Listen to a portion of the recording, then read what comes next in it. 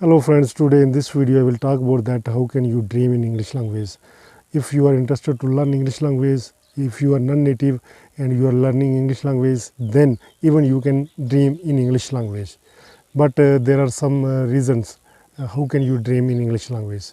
The main reason is that if you are too much interested to learn English language, you are devoted towards learning English language, you are dedicated, you are inspired by someone, and you are curious to learn English language, then your dream will be in English language. Otherwise, if you are not too much interested, then you will not watch your dreams in English language.